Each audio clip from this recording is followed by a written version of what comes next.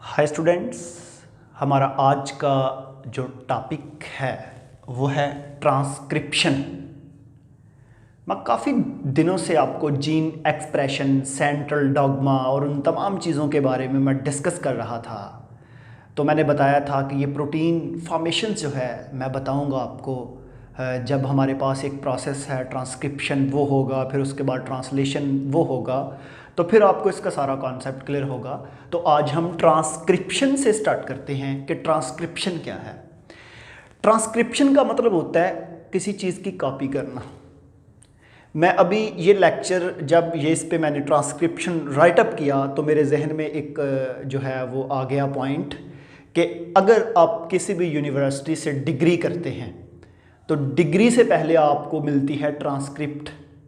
आप अप्लाई करते हैं डिग्री कंप्लीट करने के बाद कि मुझे ट्रांसक्रिप्ट चाहिए, वो कॉपी होती है डिग्री की, ठीक है। तो यहाँ पे भी हमें आज हमने कॉपी बनानी है किसकी, डीएनए की, तो उसको हम कहते हैं ट्रांसक्रिप्शन। अंडरस्टैंड, ठीक है जी। तो सबसे पहले जब भी आप ट्रांसक्रिप्शन की बात करते हैं तो मैंने आपको ये भी बता दिया कि ये प्रिंट, इसका मतलब होता है प्रिंट करना किसी चीज़ का, और वो प्रोसेस जिसके ज़रिए प्रिंट किया जाता है उसको बोलते हैं ट्रांसक्रिप्शन। इसमें बेसिकली डीएनए से बनाते हैं आरएनए, और आप तमाम स्टूडेंट को पता है कि डीएनए एक डबल स्ट्रैंड मॉलिक्यूल है और उससे जो आरएनए बनाया जाता है वो एक सिंगल स्ट्रैंड मॉलिक्यूल है। तो स्टूडेंट्स, आपने इस टॉपिक को 4 हेडिंग्स में एक्सप्लेन करना है।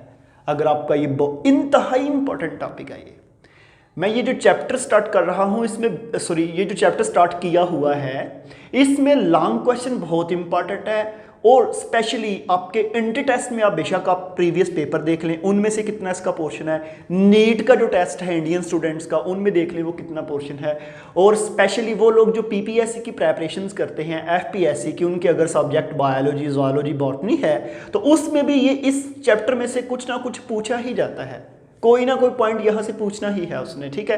तो इसलिए आपने इसको ज़रा अच्छे तरीके से समझना है कि मैंने ये बता दिया, इसको आपने 4 हेडिंग्स में डिवाइड कर लेना है। पहली इंट्रोडक्शन है, इंट्रोडक्शंस, ठीक है जी।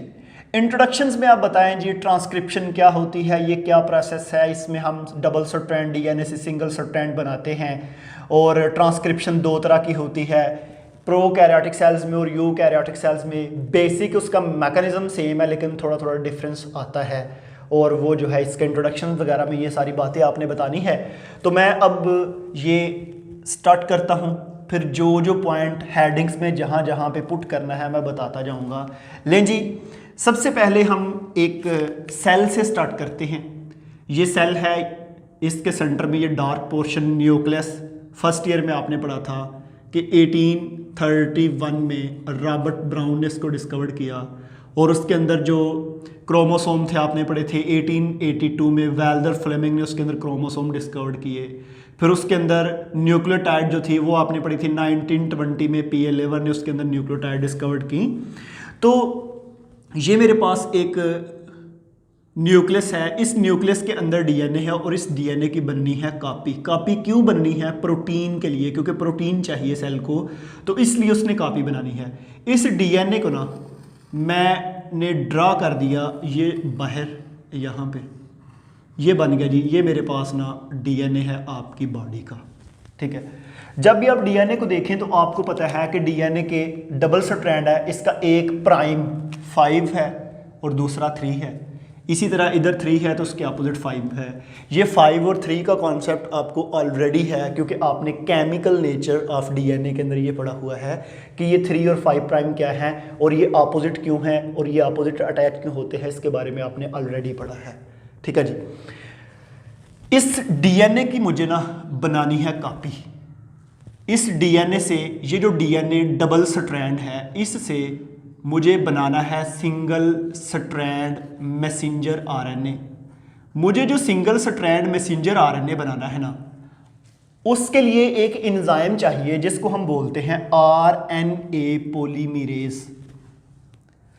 अगर तो ये प्रोकैरियोटिक सेल्स है तो उसमें आरएनए पॉलीमरेज एक ही टाइप का है। अगर ये यूकैरियोटिक सेल है तो उसमें आरएनए पॉलीमरेज 3 टाइप के हैं, पॉलीमरेज 1, 2, 3। क्योंकि आपको पता है कि जो यूकैरियोटिक सेल्स होते हैं उसमें 3 तरह के ट्रांसफर आरएनए हैं, ribosomal RNA, messenger RNA, transfer RNA. जो आरएनए पॉलीमरेज 1 है वो आपकी बॉडी में राइबोसोमल आरएनए को बनाता है, 2 मैसेंजर को, 3 ट्रांसफर को। एमसीक्यू ज़हन में रखना है कि कौन सा आरएनए किसको बनाता है। प्रोकैरियोटिक सेल में एक ही आरएनए पॉलीमरेज है, वही ट्रांसफर, राइबोसोमल और मैसेंजर आरएनए को बनाता है। आरएनए पॉलीमरेज के 2 पार्ट हैं, सिग्मा और कोर एंजाइम। जो उधर मैं फंक्शन स्टार्ट करता हूं तो मैं इसके आपको दोनों पार्ट्स के बारे में भी बता देता हूं। आप इसका मतलब फिर ये है कि जब इसकी कॉपी बननी है ना तो इसके ऊपर आकर एक एंजाइम अटैच होगा जिसको हम बोलेंगे आरएनए पॉलीमरेज। ठीक है, जब इसके ऊपर आकर एक एंजाइम अटैच हो गया, ये मैंने रेड कलर का एंजाइम बनाया है जिसको हम बोलते हैं आरएनए पॉलीमरेज। अब स्टूडेंट्स आरएनए पॉलीमरेज क्या करेगा, ये जो स्ट्रैंड है, क्योंकि आपको पता है कि इसके दरमियान ये जो रेड कलर वाली लाइनिंग है ये बेसिकली हाइड्रोजन बॉन्डिंग है, और हाइड्रोजन बॉन्डिंग एडेनिन का थायामीन के साथ डबल हाइड्रोजन बॉन्डिंग है, गवानीन की साइटोसिन के साथ ट्रिपल हाइड्रोजन बॉन्डिंग है। जो इसके ऊपर आरएनए पॉलीमरेज अटैच होगा वो दोनों स्ट्रैंड को ओपन अप करेगा, एक स्ट्रैंड ऊपर चला जाएगा और एक स्ट्रैंड नीचे आ जाएगा। ठीक है जी। अब इसने जो स्ट्रैंड को ओपन अप किया, अब ये देखें मेरे पास ये जो डीएनए है ना, इस डीएनए का ये 5 प्राइम है तो इसके अपोजिट क्या है 3। ये जो 5 प्राइम ये नीचे और इसका दूसरा एंड 3 है, और इसी तरह ये जो 3 है ये ऊपर और इसका दूसरा एंड ये 5 है। समझ आ गई है? अच्छा, यहां पे ना एक चीज है, ये मैं आपको बताना है कि अगर ये मेरे पास डीएनए है ना, मतलब कि मैंने आपकी पूरी बॉडी का फॉर एग्जांपल डीएनए यहाँ पे ये बना दिया। अब इस डीएनए में कोई एक जीन तो नहीं है ना, प्रीवियस लेक्चर में बताया था इसमें 40,000 जीन है। हो सकता है कि यहाँ पे ये हाइट का जीन है, ये कलर का जीन है, ये आई कलर का है, ये वॉइस का है, मीन के डिफरेंट जीन हैं। अब ये जो आरएनए पॉलीमरेज है इसने जी आई कलर वाले जीन का मैसेंजर आरएनए बनाना है, तो ये इसके ऊपर जाकर अटैच होगा। क्वेश्चन ये है कि इसको कैसे पता चलेगा कि ये आई कलर वाला जीन यहां से स्टार्ट हो रहा है, असल में ये क्वेश्चन है। ठीक है जी, तो मैं आपको बताता हूं। देखें जी, अभी अगर मेरी आंखों के ऊपर पट्टी बांध दी जाए, ठीक है, बांध दी। अब पट्टी को बांधने के बाद मुझे कहा जाए, मुझे मतलब कि ऐसे रोटेट किया जाए पूरे रूम में 1-2 दफ़ा, करने के बाद मुझे कहा जाए कि आप रूम से बाहर जाएं। अब मैं क्या करूंगा कि मेरी आंखों के ऊपर पट्टी बंधी हुई है और मैं ऐसे दीवारों को ऐसे ऐसे टच करता जाऊंगा। आहिस्ता आहिस्ता टच करते करते एक टाइम ऐसा आएगा कि मैं एक दीवार के साथ जाके हाथ लगाऊंगा तो आगे वो दरवाज़ा होगा, वो डोर होगा। जब वो डोर होगा तो मुझे पता चल जाएगा ये डोर है, मैं उसको प्रेस करूंगा और ओपन करके बाहर चला जाऊंगा। ठीक है, सेम होता क्या है कि ये जो कोई भी जीन है ना, उस जीन स्टार्ट होने से पहले कुछ स्पेशल सीक्वेंस होता है। वो जो सीक्वेंस होता है उसको हम बोलते हैं प्रोमोटर।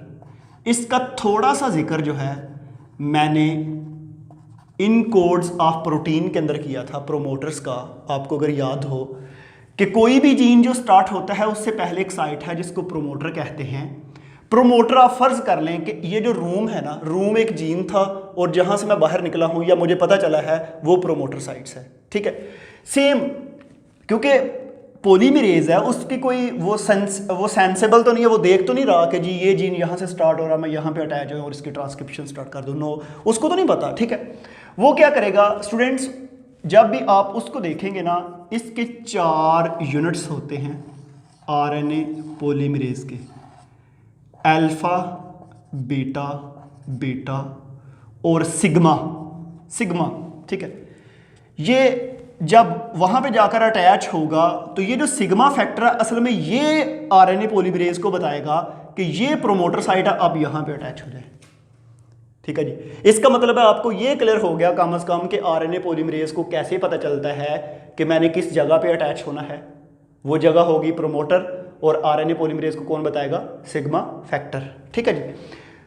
सिग्मा फैक्टर के बाद आपकी बुक में ना इस तरह के कुछ वर्ड लिखा होगा, प्रोमोटर TTGA टा टाट, इसको हम टाटा बॉक्स भी कहते हैं, TTGA बॉक्स भी कहते हैं। ठीक है। और अब प्रो कैरियोटिक में लिखा होगा -35 -10, यू कैरियोटिक में लिखा होगा -75 और -25। ये ना मैं एक NCERT की बुक्स पढ़ रहा था, और हमारा जो बलोचिस्तान का जो सिलेबस है उसमें यहाँ पे -70 है। ठीक है। लेकिन कुछ जगह पे -70 है, कुछ पे -35 है, वो आप देख लें कौन सा। लेकिन आपके PTB का जो सिलेबस है उसमें -75 है, सॉरी। अच्छा, अब होगा क्या कि फॉर एग्जांपल मेरे पास ना ये एक जीन यहाँ से स्टार्ट हो रहा है, क्योंकि जब इसके ऊपर RNA पॉलीमरेज अटैच हुआ, उसने दोनों स्ट्रैंड ओपन अप किए। ये जीन ना मेरे पास यहाँ पे स्टार्ट हो रहा है, ये जीन की पहली न्यूक्लियोटाइड है, यहाँ से जीन आगे स्टार्ट होता है।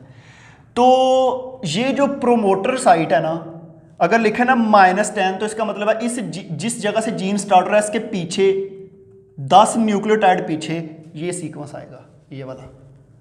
ठीक है। अगर लिखा -35 तो इसका मतलब है इधर जीन स्टार्ट हो रहा है, इससे -35 पीछे ये वाला सीक्वेंस स्टार्ट हो रहा है इन केस ऑफ प्रोकैरियोटिक। इसी तरह यू है, क्योंकि जो जीन जिस जगह से स्टार्ट होता है उसके अगले वाली न्यूक्लियोटाइड होती हैं प्लस में, और पिछले वाली न्यूक्लियोटाइड होती हैं माइनस में। आपने मैथ के अंदर मैट्रिक में पढ़ा है, 0 से पीछे जो वैल्यू होती है वो माइनस में शो करते हैं, आगे जो है वो प्लस में शो करते हैं।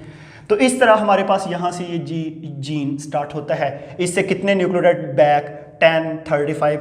तो ये आपने MCQs भी जहन में रखना है कि यूकैरियोटिक सेल्स में -35 पे कौन सा बॉक्स है, और -25 पे कौन सा है।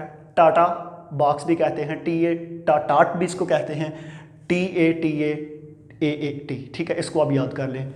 अच्छा जी, ये हमारे पास जो है इसका आपको एक तो फिर ये कलर कंफर्म हो गया है कि RNA पॉलीमरेज अटैच हो गया। अटैच होने के बाद ना अब इसके ऊपर स्टूडेंट मैसेंजर RNA बनेगा। यहाँ पे मैं आपको बड़ी इंफॉर्मेटिव चीज़ बताऊँ, जिस स्टूडेंट ने ये चीज़ समझ लेना वो वाकई ही लेक्चर उसने लिया है। ये देखें मेरे पास ये 5 प्राइम है, इस 5 प्राइम के ऊपर ये 5 प्राइम है। ठीक है, 5 प्राइम जा रहा है।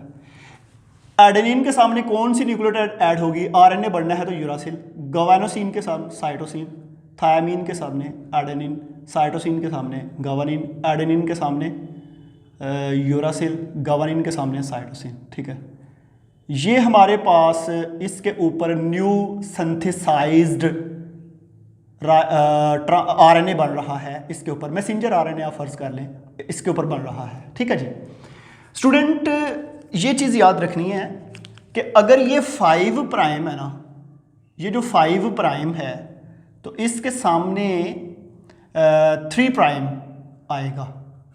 ठीक है, अब 3 के आगे 3 के एंड पे जो है सॉरी, अगर आप इसको देखें, आप ऐसे कर लें, इसको आप 3 प्राइम कह लें, इसको आप 5 प्राइम कह लें। देखें जी 5 प्राइम है, 5 प्राइम के आगे जो न्यूक्लियोटाइड ऐड होंगी ना, इसके ये आ जाएगा 5 प्राइम, यहाँ पे 3 है, यहाँ पे क्या है 3 के ऊपर जो सामने न्यूक्लियोटाइड ऐड होगी वो 5, और इसका एंड क्या होगा 3 प्राइम। आपको पता है कि 3 एंड पे न्यूक्लियोटाइड ऐड होती जाती हैं, वहाँ पे क्या होता है फ्री हाइड्रोक्सिल ग्रुप, उसकी वजह से वहाँ पे न्यूक्लियोटाइड ऐड होती जाएंगी। ठीक है, आप अब ये 5 प्राइम है, इसके सामने यहाँ पे अगर न्यूक्लियोटाइड ऐड करें तो न्यूक्लियोटाइड 5 है, इधर 3, इसका ये एंड 5 बनता है, इसके आगे न्यूक्लियोटाइड ऐड नहीं हो सकती, क्योंकि 5 एंड के ऊपर तो फास्फेट ग्रुप होता है, न्यूक्लियोटाइड ऐड कैसे होंगी। तो ये याद रखना है, जब हमारे पास नीचे वाला स्ट्रैंड है ना, तो इस पर लेफ्ट टू राइट जो है वो ट्रांसक्रिप्शन होगी। अगर मैसेंजर RNA ऊपर वाले स्ट्रैंड पे बनाना है तो वो लेफ्ट टू राइट नहीं होगी, वो राइट टू लेफ्ट होगी। ये MCQs दोनों एंटी टेस्ट और MDCAT नीट में याद रखने हैं। ठीक है, कि हमारे पास अगर लोअर स्ट्रैंड जो है उसमें ये 3 प्राइम है, जो एक चीज़ और याद रखें, जिस स्ट्रैंड के ऊपर ट्रांसक्रिप्शन होती है उसको हम बोलते हैं टेम्पलेट स्ट्रैंड। ठीक है, इसको हम एंटी सेंस स्ट्रैंड भी कहते हैं, और इसको हम नॉन कोडिंग स्ट्रैंड भी कहते हैं। अब आपके जहन में क्वेश्चन आया कि टेम्पलेट तो चलो आपको समझ आ रही है जी, इसके ऊपर ये टेम्पलेट स्टैंड के तौर पे काम कर रहा है, एंटी सेंस सर क्यों? हालांकि इसके ऊपर तो मैसेंजर आरएनए बन रहा है, इसको तो सेंस कहना चाहिए, क्योंकि इसको हम सेंस नहीं कह सकते, इस ऊपर वाले को सेंस कहेंगे, क्योंकि ये जो मैसेंजर आरएनए का सीक्वेंस बन रहा है ना, वो सारे का सारा सीक्वेंस इस जैसा है, ऊपर वाले जैसा है। देखें गवानीन के सामने क्या है, साइटोसिन, तो ये जो गवानीन के सामने क्या था, साइटोसिन। थायामीन के सामने एडेनिन, तो इधर देखें थायामीन के सामने एडेनिन है, तो इसलिए इसको हम फिर बोलते हैं एंटीसेंस।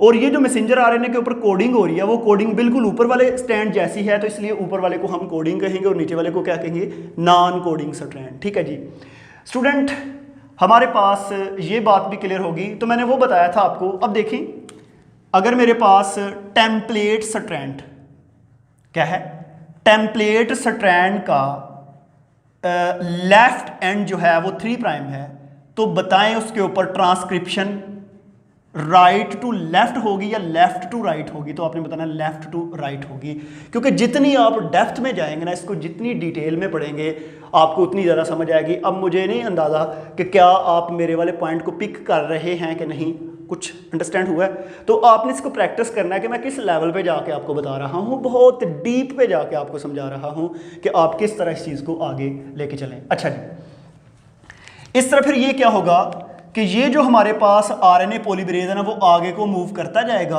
और इसके ऊपर न्यूक्लियोटाइड ऐड करता जाएगा, पीछे से वाइंड होता जाएगा, रीवाइंड, आगे से अनवाइंड होता जाएगा। ठीक है, इस तरह हमारे पास जो है ये पूरे का पूरा जब आगे कंप्लीट हो जाएगा, मैसेंजर आरएनए बन जाएगा। अब आरएनए पॉलीमरेज को कैसे पता चलेगा कि जी अब जीन ख़त्म हो गया, मैंने जितना मैसेंजर आरएनए बनाना था वो बना लिया है। ठीक है जी, क्योंकि जिस तरह उसको स्टार्ट में पता चला था कि स्टार्ट कहाँ से करना है, इसी तरह उसको ये भी तो पता चलेगा ना कि अब देखें ना, अगर यहाँ से एक कॉपी बनना स्टार्ट हो गया मैसेंजर आरएनए की, तो यहाँ जीन एंड हो गया, क्योंकि आगे तो जीन है नहीं, आगे तो कॉपी बननी नहीं। इसका मतलब है यहाँ पे फिर जो है ये अपने काम को स्टॉप कर देगा। अब स्टूडेंट क्या होगा कि मेरे पास ना ये जो मैसेंजर आरएनए बन रहा था, ये आगे से बनता जाएगा, जब पीछे से दोबारा ये जो डबल स्ट्रैंड है ये कॉइल होगा, तो ये मैसेंजर आरएनए इधर से बन के बाहर को लटकता जाएगा, जिसको हम कहते हैं messenger RNA protruding, messenger RNA protruding या प्रोट्रूडिंग। ठीक है जी, जब ये मेरे पास बन जाएगा, अब क्या होगा कि जब जीन ख़त्म होने वाला होगा ना, तो लास्ट पे CG CG CG UA UA UA CG इस तरह का सीक्वेंस आएगा। ये सी क्या है, cytosine guanine, cytosine guanine, uracil adenine, uracil adenine, ये सीक्वेंस आएगा। ठीक है, किसके ऊपर, मैसेंजर आरएनए पे। क्योंकि मैसेंजर आरएनए पे ये सीक्वेंस क्यों आया, क्योंकि उसने टेम्पलेट स्टैंड को रीड किया है, क्योंकि जो टेम्पलेट स्टैंड होगा उसके अपोजिट जो है वो न्यूक्लियोटाइड ऐड होती जाएंगी और आरएनए पॉलीमरेज आगे को मूव करता जाएगा। अब होता क्या है, यहाँ पे ज़रा स्टूडेंट बात को ज़रा गौर से सुनना है। मेरे पास ना ये एक स्ट्रैंड है, ये है G guanine, guanine, adenine, uracil, adenine, cytosine, cytosine, दो मैं गावानिन और साइटोसिन ऐड कर, जब इस स्ट्रैंड को मैं जोड़ूंगा ना, क्या होगा, ये इस तरह हो जाएगा। मतलब ये जो जी ये साइटोसिन के साथ बॉन्डिंग शो करेंगी, और ये जो ऊपर वाला हिस्सा है ना, ये बॉन्डिंग नहीं शो करेगा, ये ऐसे लूप की तरह बन जाएगा, ऐसे लूप सा नजर आएगा। ठीक है, हमारे पास ये जो CG जो है, ये CG के साथ इस तरह ये बॉन्डिंग शो करता है। बॉन्डिंग शो करने के बाद जो एरिया बॉन्डिंग शो नहीं करता वो ऐसे लूप की तरह बन जाता है। ठीक है जी, और लास्ट पे क्या आ जाता है, यूरासिल, यूरासिल। अब स्टूडेंट यहाँ पे क्या है, ये जो शेप है ना, इसको हम बोलते हैं GC हेयर पिन। अगर आपको याद हो तो बहुत सी बच्चियां पहले एक ब्लैक कलर की पिन अपने बालों को लगाती थी। उस पिन की शेप जो है कुछ यूं होती थी, अगर आपको कुछ याद आ रहा हो, उसकी शेप ऐसे है याद, वो जो ब्लैक कलर की होती थी पिन, जिसको हम सुई कहते थे, शायद आपको याद कहते हैं, बालों में लगाने वाली सुइयाँ। ठीक है, डबल होती थी, ऐसे बाल को पकड़ के उसके अंदर लगा देते थे। तो ये जो है हमारे पास यहाँ पे GC हेयर पिन बन गया। MC को याद रखना है, GC हेयर पिन कहाँ पे बनी है, आपके टेम्पलेट स्ट्रैंड पे या मैसेंजर आरएनए पे? मैसेंजर आरएनए पे। जो ही जीसी हेयरपिन बनेगी तो उसके बाद मैसेंजर आरएनए पे एक और सीक्वेंस रिपीट होगा, एडेनिन एडेनिन एडेनिन। तो इसका मतलब है आरएनए के ऊपर कौन से सीक्वेंस ऐड होगा? थायामीन तो होना नहीं, यूरासिल होगा, क्योंकि आपको पता है यूरासिल और एडेनिन का बॉन्ड इतना स्ट्रांग नहीं होता, वीक होता है। तो साथ ही ये पूरे का पूरा मैसेंजर आरएनए उतर के डबल स्ट्रैंड से बाहर आ जाएगा। तो यहाँ पे डबल स्ट्रैंड से सिंगल स्ट्रैंड मैसेंजर आरएनए बन गया। बना किसके अंदर? न्यूक्लियस के अंदर। ये जितना भी प्रोसेस हो रहा है ये सारे का सारा ट्रांसक्रिप्शन का न्यूक्लियस के अंदर हो रहा है। हमारे पास ये मैसेंजर आरएनए बन गया। स्टूडेंट अब यहाँ पे एक चीज़ है, दो तरह के सेल हैं, एक प्रोकैरियोटिक एक यूकैरियोटिक। जो प्रोकैरियोटिक है ना, उसमें तो न्यूक्लियस है नहीं। उसमें क्या होता है कि इधर से जो ही मैसेंजर आरएनए बन के बाहर निकलता है तो साथ ही उसकी ट्रांसक्रिप्शन होती है और प्रोटीन बनना स्टार्ट हो जाती है। उसमें ट्रांसक्रिप्शन और ट्रांसलेशन एट अ टाइम हो रही होती है। लेकिन हमारे पास जो यूकैरियोटिक है उसमें ऐसा नहीं है। उसमें ये क्या है कि इस मैसेंजर आरएनए को न्यूक्लियस से मूव करके साइटोप्लाज्म के अंदर आना है। मैसेंजर आरएनए को जब ये मैसेंजर आरएनए साइटोप्लाज्म के अंदर आएगा तो यहाँ पे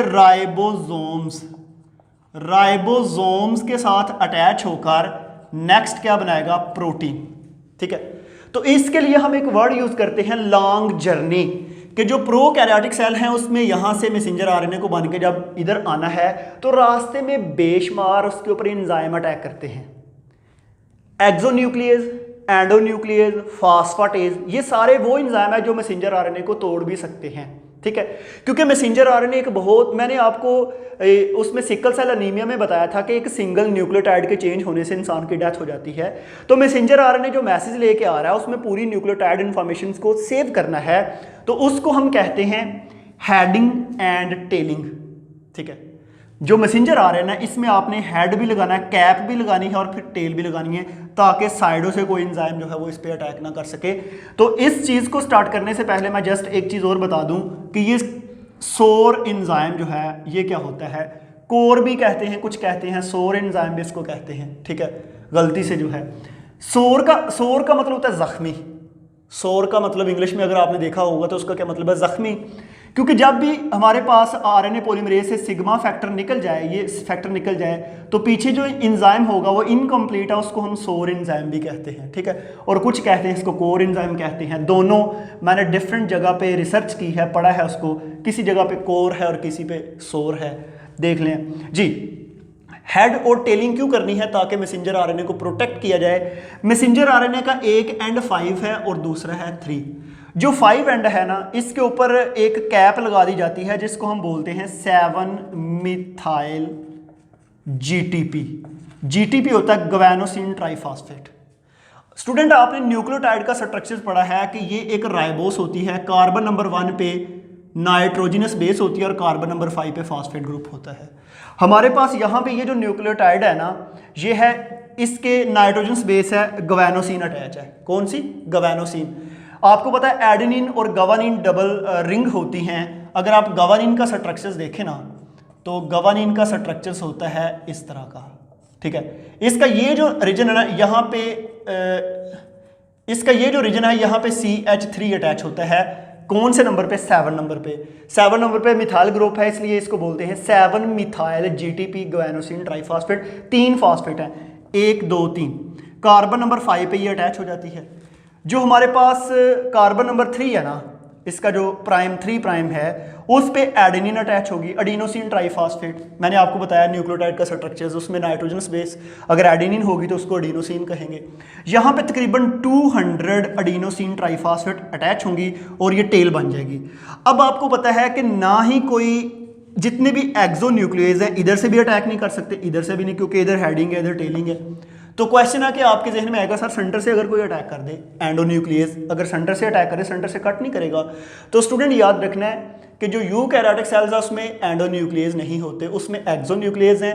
एंडोन्यूक्लियस होते हैं प्रोकैरियोटिक सेल्स के अंदर, और प्रोकैरियोटिक सेल्स में क्योंकि उसने लॉन्ग जर्नी करनी नहीं है, उधर से ट्रांसक्रिप्शन होनी है, साथ ही ट्रांसलेशन स्टार्ट हो जानी है। तो यहाँ पे एक चीज़ और मैं आपको बता दूँ, जब भी आप मैसेंजर आरएनए को देखते हैं तो मैसेंजर आरएनए के अंदर 2 रीजन हैं, एक को बोलते हैं इंट्रॉन और दूसरे को एक्सॉन। ठीक है, जो एक्सॉन है उसमें बेसिकली इंफॉर्मेशन होती है, इंट्रॉन जो है उसमें इंफॉर्मेशन नहीं है। अगर मैं ये एक मैसेंजर आरएनए बना दूं, इस मैसेंजर आरएनए के अंदर इसमें जगह जगह से ये रेड है, ठीक है जी। ये जो स्टूडेंट रेड है ना, ये हो गया आपका इंट्रॉन और ब्लैक वाला एक्सान। बाद में कुछ इसमें मॉडिफिकेशन करके सेंटर से ये इंट्रॉन को कट करके जस्ट ब्लैक वाला पोर्शन रह जाता है, जिसको हम मैच्योर मैसेंजर आरएनए कहते हैं। तो आज का हमारा जो टॉपिक था वो था transcription, formation of messenger RNA from DNA. ये एक छोटा सा टॉपिक था जिसमें मैंने आपको बहुत अच्छी तरह बताया। किसी भी स्टूडेंट को ये क्लियर ना हो तो ज़रूर व्हाट्सएप पे मेरे साथ रब्ता करें, ताकि मैं उसको बहुत अच्छे तरीके से इसको और फर्दर बता सकूं। तो स्टूडेंट आज के लिए थैंक यू।